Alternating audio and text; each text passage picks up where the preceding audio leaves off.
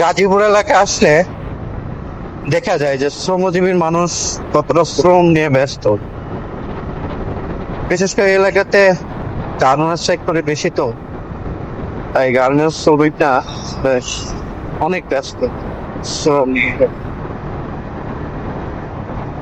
তো আমাদের সমাজে কিছু সুশীল মানুষ আছেন যারা কিনা গার্মেন্টস শ্রমিক ভাই বোনদের ভিন্নভাবে উপস্থাপন বা ভিন্নভাবে দেন। আমি তাদেরকে ভাই, গার্মেন্টস শ্রমিক ভাইয়েরা বা বোনেরা যে পরিমাণ পরিশ্রম করে, সেই পরিশ্রমের 1/4 আপনি আমি করতে পারবো না। তারা এতটা হার্ড ওয়ার্ক করে। তারা সকাল 8টায় ঢোকে, 5টায় বের হয়, তাহলে 7টায়, 10টায় অথবা 12টায় তাদের ডিউটি শেষের কোনো নিয়ম নেই।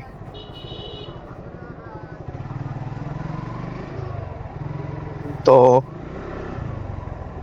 এই যে 8 থেকে 14 সরি 8 থেকে 14-15 ঘন্টা তারা যে শ্রম করবে বা শ্রম দেবে, তারা বাইরের আবহাওয়া থেকে বঞ্চিত থাকে। ওনারা চাইলেই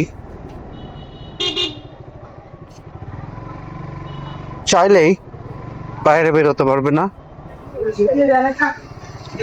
চাইলেই বাইরের ওয়েদার নিতে পারবে না, শুধু কাজ আর কাজ।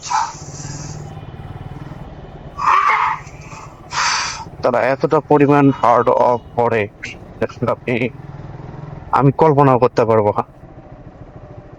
শুধুমাত্র কিসের জন্য জানেন? যাওয়া যাবে? যাওয়া যাবে না? বের হওয়া যাবে? নামা যাবে? তো ওনারা যে পরিমাণ পরিশ্রম করে, তাতে আমি আপনি মোটেও এই রকম পরিশ্রম করতে পারবো না। তো ওনারা শুধু কর্ম করে পরিবারের চাহিদা মেটানোর জন্য এবং পরিবারের সচ্ছলতা রাখার জন্যই। আল্লাহ রে আল্লাহ, তাহলে আসলাম কেন? তো আমাদের উচিত যে আমরা আসলে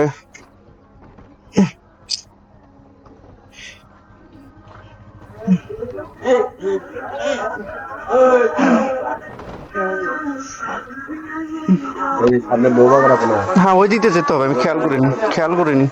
একজনে বললো যে নামা যাবে, এই জন্য আসলাম।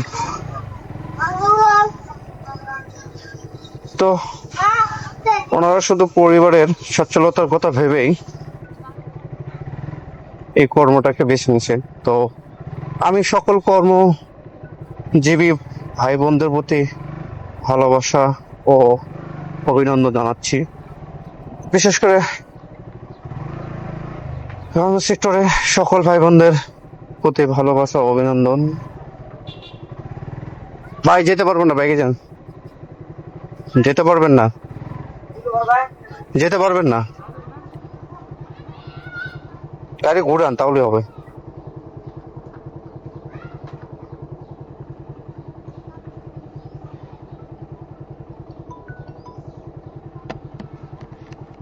হ্যালো, হ্যাঁ, আমি চান্দরা তো যে মিষ্টি কিনলাম কালি।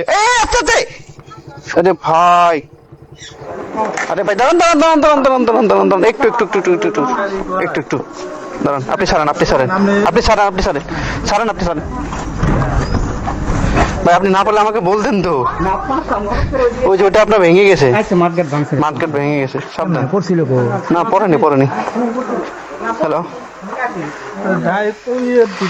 আমি ওই মিষ্টি কিনে যাচ্ছি আর কি, রাস্তা কাটা ঘুরে যাচ্ছি।